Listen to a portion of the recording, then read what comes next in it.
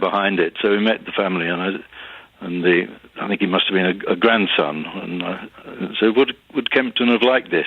The fact that a film was made of his life, he said he would have loved it. He would have been over the moon. He'd always wanted to make a name for himself, and he had been really excited to have a film in the West End and about him. So we had full support from the family. Well, that's always good, I think, if you're making a film about them. Yeah. Did I read rightly that you did a few dance steps with Helen Mirren on the red carpet? We did a little bit, yes. Just not really not exactly strictly dance steps. No. We just waltzed around a bit. That was the question I was sort of leading up to, because I've read it. I don't know whether it's true or false that you have said no to Strictly. It was the easiest no I've ever said in my life.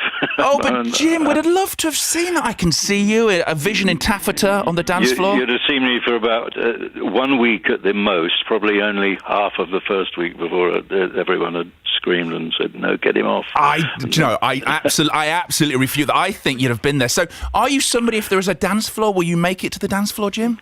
Usually, if I'm dancing at a party, I have a hangover the next day. What is the music that gets you on the dance floor? The old stuff, for my generation.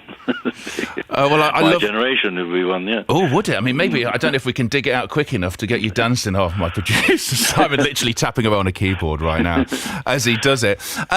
The film was directed by one of the greatest directors, if you want to talk about Robert himself, because it was the last film that he directed, wasn't it? Yeah. He was just a wonderful man and wonderful director, Roger Michel. He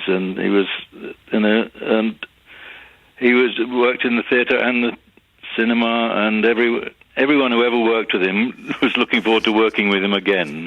He was so easy, so intelligent and creative and brilliant and fun to be with. So, I mean, right across the business, the loss is just enormous, and it's still hard to So having worked and acted in that final film, I guess that's really bittersweet. It is, yeah. I mean, I did 2 films with him, and I was looking forward to hopefully doing more. But we premiered the film in Venice. He and I went to Venice Film Festival in 2021, I suppose. Was it? No, 2020, when there was a sort of lull in the COVID restrictions, and it was clear that we had a lovely time there, and it was clear that it was going to be. Sorry about that.